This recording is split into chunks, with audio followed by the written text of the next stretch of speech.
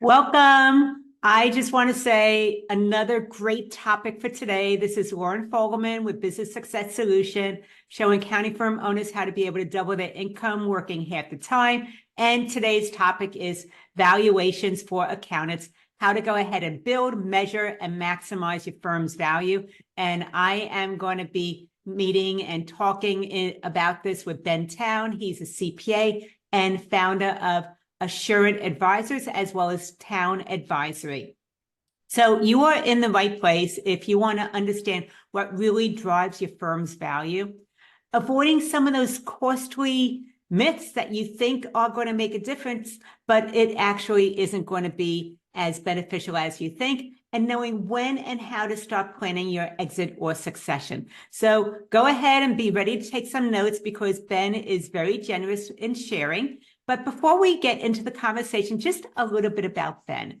Ben Towne, CPA, is the founder of Towne Advisory. It's a firm specializing in business valuation and exit planning.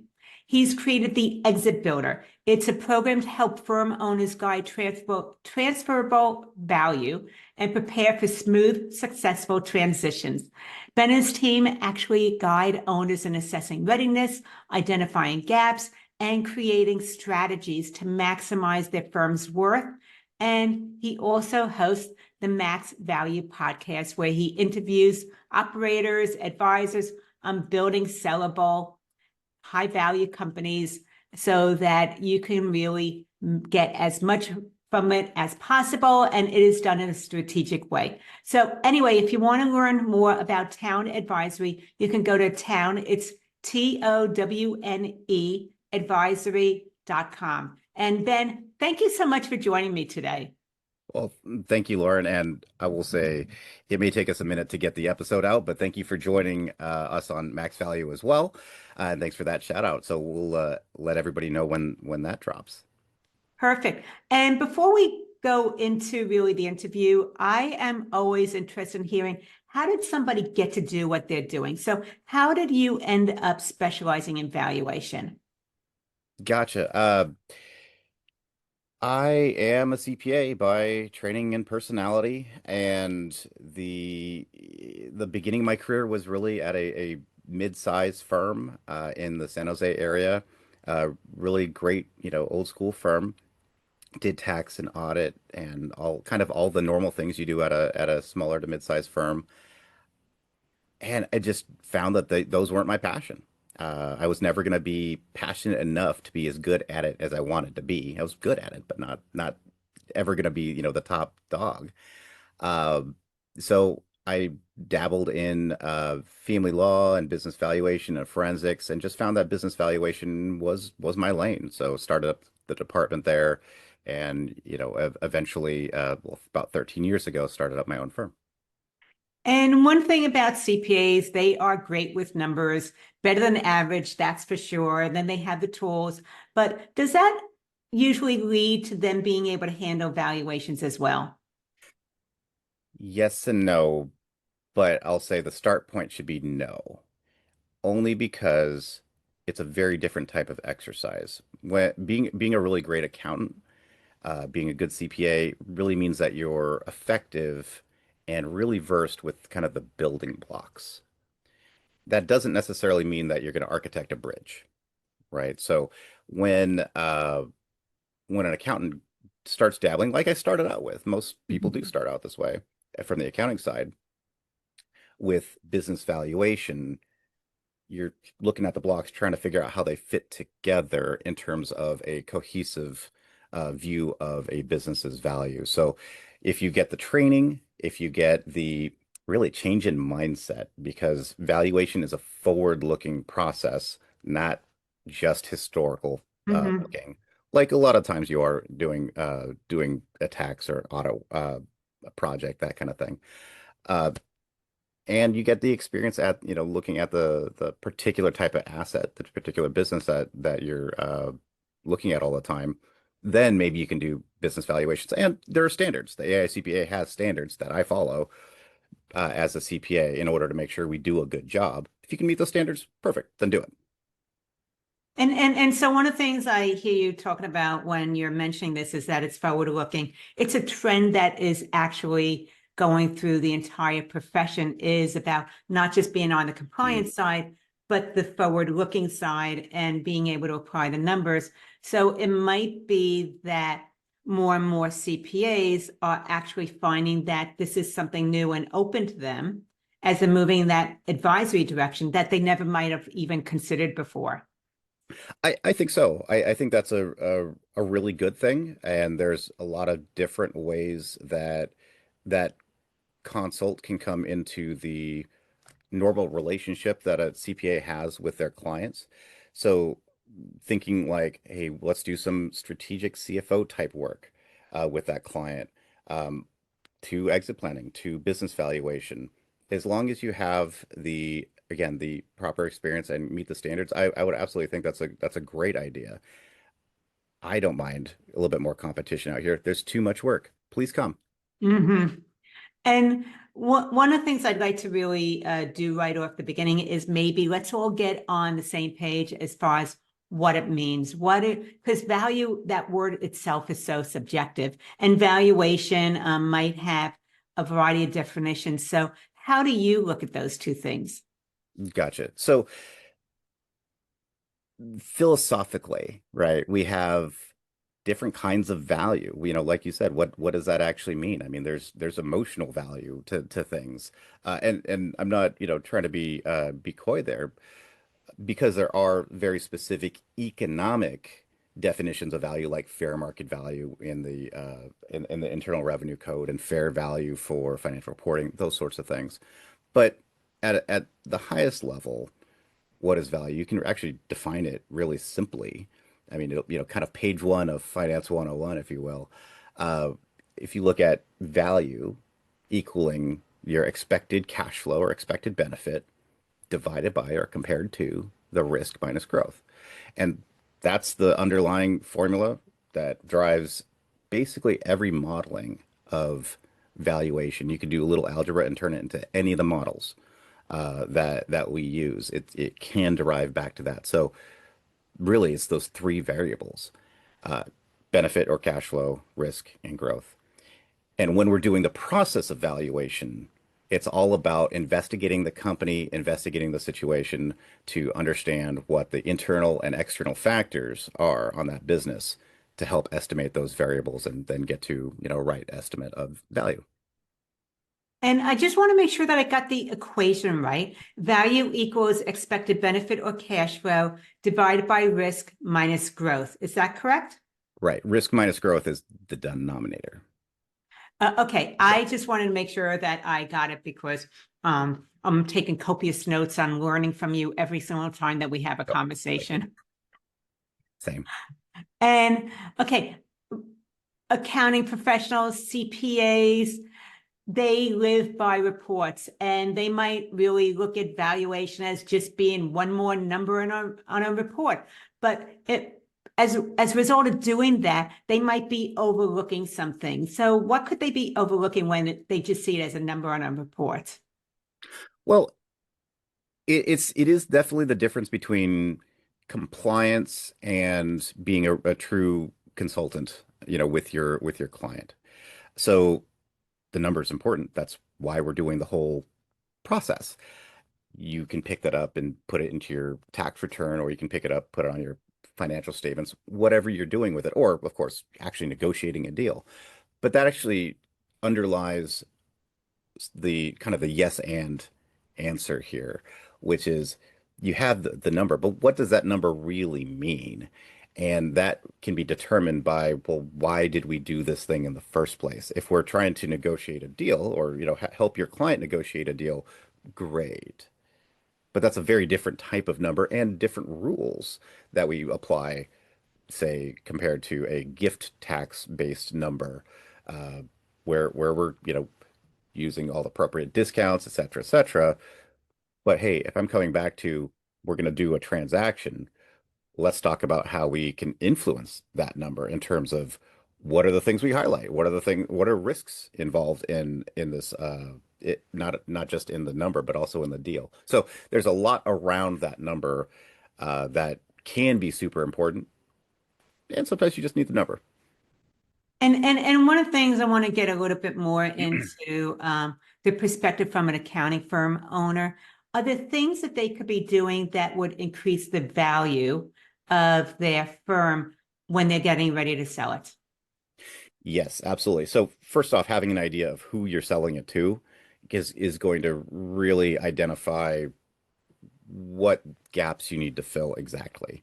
But maybe something a little bit more actionable. One of the lowest hanging fruit pieces is always process. So many firms that I see and work with just lack process. So somebody coming into your shoes doesn't have the institutional knowledge you have.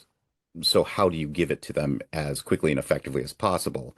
And it's not just you, it's everybody in the team, such that you have a way of doing things in your firm that's consistent, that's standardized-ish. I mean, we're all artists in a way, but we also need to make sure that we're doing things in a way that is transferable. So I think focusing on anything where you you can drop the mic and leave, and you can do it either by, leaving a mess behind you, or you can do it by having a nice, smooth transition and process. Excuse me, a written process is often a really, really good way to start doing that. I'm going to ask one more question around that. Is Yeah, there a difference between firms maybe that are rural as opposed to metropolitan that's when it interesting. comes to valuation or being appealing? Now, that's a really interesting question. So it, I think that it comes down to the pool of buyers who are going to be interested Hmm. in a large part. I mean, there's internal and external factors, right? So internally, there is the types of businesses or and types of clients that you are serving. And so those that maybe there's a limited pool if you're in a rural area geographically and stay there.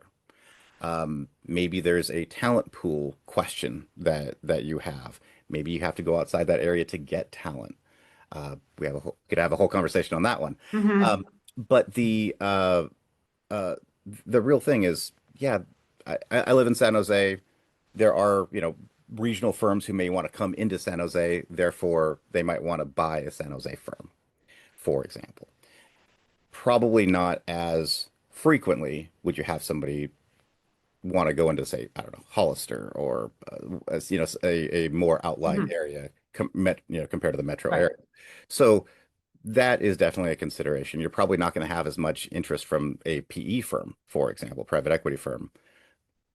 But there's I wouldn't lose hope if you're not in a major metro area. It's just a little bit of a different flavor of exit potentially. Hmm.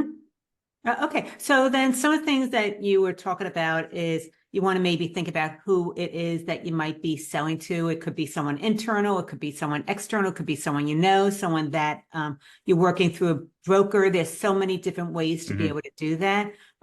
And one of the things is to think about having a process in place, standardization so that it's transferable. You're no longer keeping it all in your own head because that IP is part of what makes your firm valuable is if they can continue to deliver same level of service or even a higher level of service. And I would think that being able to get the process out of your head means that it allows someone else to step into your role as well, as opposed to you being the only one that can do all these things. So you want to make it Absolutely. more like McDonald's to a degree. Right, to a degree. And I think taking a page out of McDonald's book in a certain sense where uh, you know, you can come along and help with identifying, well, how is everybody pricing things and getting more scientific about that, making sure that, you're really optimizing the your ability to make profit because, from my perspective, exit planning, this is the, part of the upfront before your transaction. The exit planning is really just helping you make a good business. And so bringing somebody like you in to make sure that you're making the most profit with doing the least amount of work is a good thing. Gives you a good business today and makes you an attractive business to buy. Uh, you can definitely think of it that way. I liked your when you were saying your intro, get what was it? Get twice as much Oh, productivity with half as double much the effort. income working half the time. Yeah, if I'm doing the math right, that's four times. So that I think that's a good goal. So one of the things that you have is your system called the Exit Builder. And can you kind of explain what that is and how it would benefit firm owners? Absolutely, thanks. So Exit Builder is our trademarked process to work with business owners and their teams of professionals because it's not just us. I mean, we specialize in business valuation and the business aspect, but really when you're looking at an exit, you're looking at three different components. You're looking at the business, which is oftentimes the biggest asset of a professional. You're looking at their personal well-being as well, and you're looking at their financial situation. Now, I'm not a therapist and I'm not a wealth planner, but we can work with those people in order to identify who are the stakeholders, what is going on, uh, what is really your vision for that exit, so we can move all of those pieces together towards that exit. And we organize this all in what I call four doors on the way to getting to that final exit. We're focusing on the individual or the individuals who own the company, not just the company. So it's a little bit of a different perspective, looking out for you essentially. We look at the discover phase where we try to understand who are the stakeholders, what is it that you want, what do we got right now in the business valuation, because we do that in that phase as well, and what is the vision? What do you want out of an exit? Because an exit, successful exit, looks different to all different people because we're again focusing on the person, not just XYZ business with an owner who wants to get out of said business. Hmm. Second phase is orient. That's really okay. Now that we know all those things, what's the plan? Are there gaps between our vision and where we are today? If there are significant gaps, then we go on to the third phase, which is optimize. For us, particularly, that's looking at the business. That's where maybe we'd bring you in. Uh, Sometimes other professionals as well, especially for the, financial perspective and the personal perspective. How do we get readiness for the business and the individual? A lot of times we can move the needle in terms of increasing business value in that phase, if that's part of the plan, because you may or may not need that or want that. And then the last piece is the realize phase, where we look at actually getting the transaction done. So depending on what type of transaction, which we figured out in the orient phase, and of course we've been reorienting all the way through as things change, if they change. But at the realize phase, that's either getting a broker involved, that could just be getting an attorney involved. You're gonna have an attorney involved anyway, period. Uh, but if you're doing an internal succession, that may not involve a broker. So getting the right people involved for that process at that time is what we do then. And hopefully the very last step is you're off to the sunset. And part of what I'm hearing from you about the exit builder process is that it's a very holistic approach where you're looking at the individual, which would be the owners, because it's usually their baby. They built it from the ground Yeah. up, and there's a lot of attachment to it in many ways. They want to make sure that it's a good handoff. So there's a discovery phase about that and understanding what a successful exit looks like from their perspective. And then you're going into the orient phase where you're figuring out the gaps between where they are now and where they want to be as far as exit, and maybe doing some things as far as prep work to get ready to sell the business. To me, Hmm. that sounds similar to when you maybe stage a house before you put your house on the market, or you do all those renovations to it, and then you go Yep. ahead and put it on the market. So that's what I'm hearing there. Stage number 3 is optimize, where it's the readiness for the business itself, the entity, as well as the individual, because there definitely is some transition as someone's ready to exit their business and release themselves from it, or pass it forward. And then the last one is the realize phase, where you're actually in that action phase of the transaction, and it's not only about you, it's really about the team that you have with you in order to be a successful handoff that is in the best interest of everybody. Is that pretty much what I have correct? Yeah, yeah, that's pretty much it. And about how much time, ideally, would you say it takes someone to go from stage one to stage four? It really depends on what somebody wants and their existing level of readiness now. Uh, we can, we provide a readiness survey if your uh, listeners are interested in that. But it depends answer, unfortunately, like so much in our Mhm. business. We've definitely had clients that really just need the business valuation up front and then a little bit of help at the back end with Realize because they don't really need the stuff in the middle. And that's fairly common, especially for businesses that are pretty squared away. You have good financials, have a good, I mean, silly as it sounds, but have a good understanding of the org chart, have a good understanding of, a process, etc and or maybe already have a successor identified. So then it just becomes, okay, you know what process you want, therefore let's just be a Mhm. guide so we don't step on any landmines in between here and there so you get to that exit that you've already planned. That's great. That can happen between, 3 and 6 months, generally speaking, at least to have the transaction done, even though there's Mhm. probably a tail to it, as you know.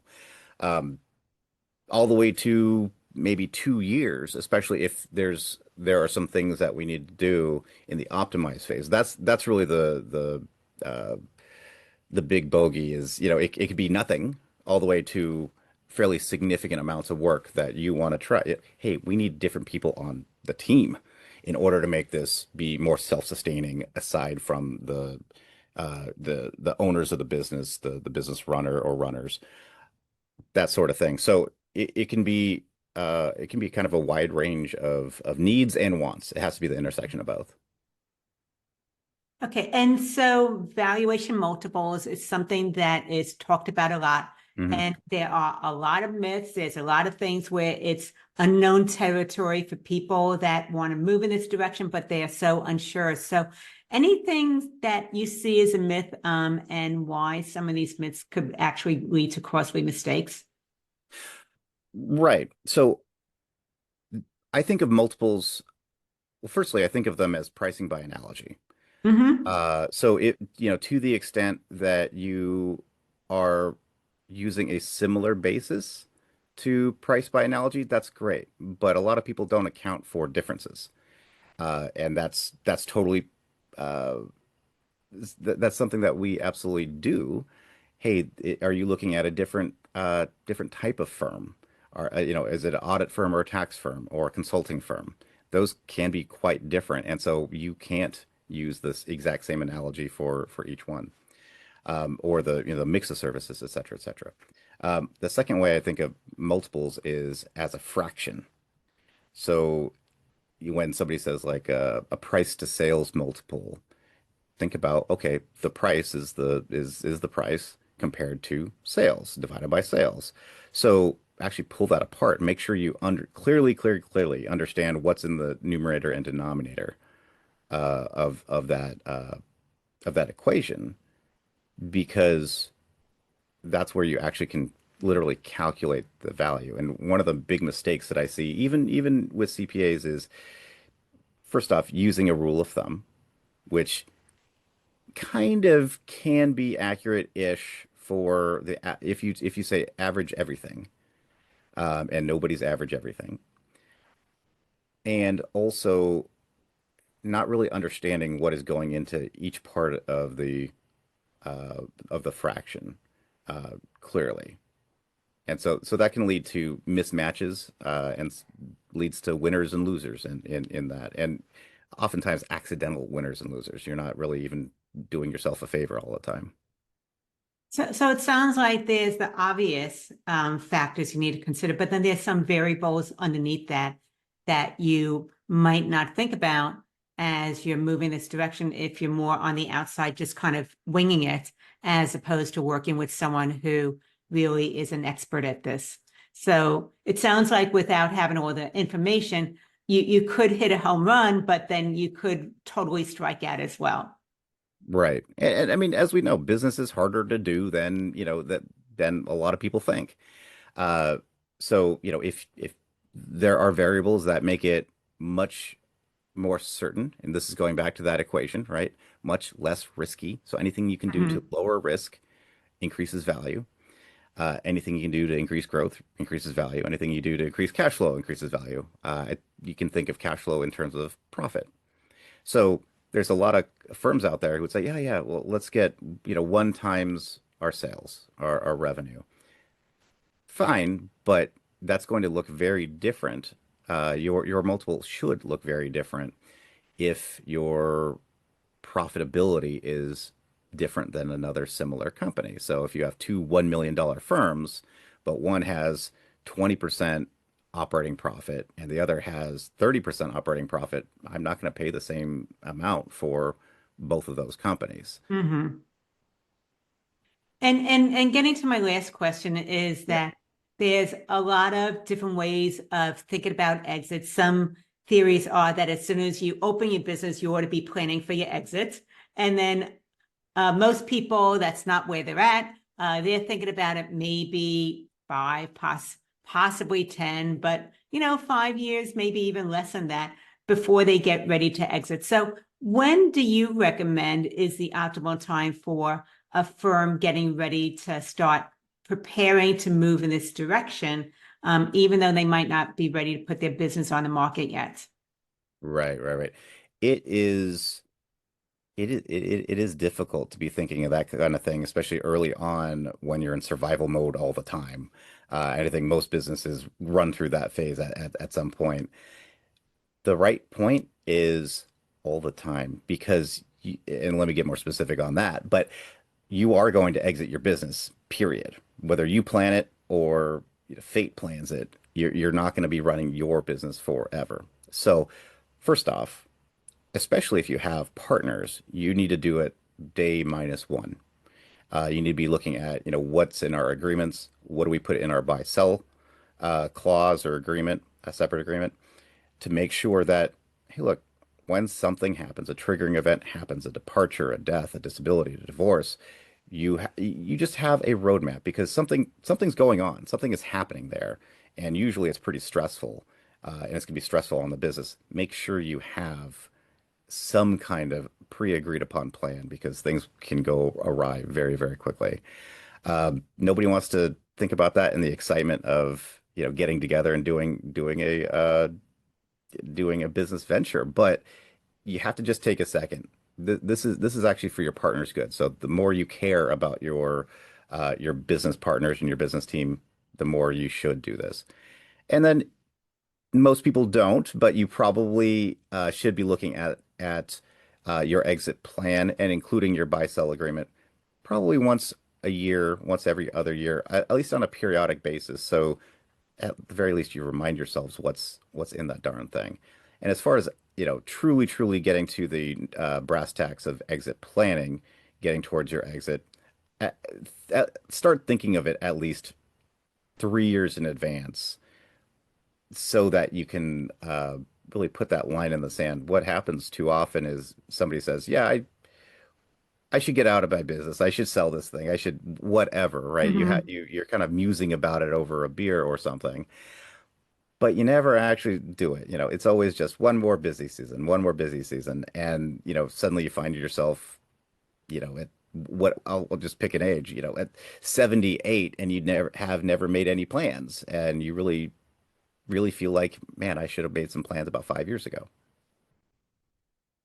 Ben, I just want to say this has been a great conversation. As I mentioned, I learn from you every single time we meet, and that I believe this is such an important topic because it's so easy to delay, postpone, and that the more that we are actually proactive on this, the better someone is going to be for when they actually get to that point, as opposed to having the scramble of trying to get all of the things out of their head. And now they're creating processes and systems and everything like that, in addition to their regular workload. So I appreciate you being an advocate for firm owners who are looking to sell and how to be able to do it strategically. Some of the things that we did talk about is understanding what really drives value for firms, looking at avoiding some of the common valuation myths, and thinking about exit or succession before you are actually ready to implement. So if firm owners wanted to connect with you, learn more, or take advantage of that assessment that you mentioned earlier, what's the best way for them to connect with you? You know what? Just send me an email, btowne, Towne, at towneadvisory.com, or go to our website, towneadvisory.com, and there's a, contact us. You can hit me up for a free consultation. I always consider that just scoping. So no big deal. I'm always happy to spend a half hour, an hour with anybody talking through whatever issue. And of course, we have the exit readiness, the survey for you too. Perfect. Thank you so much for the engaging conversation, and for everybody that joined us. This is Loren Fogelman with Business Success Solution, showing accounting firm owners how to be able to double their revenue working half the time.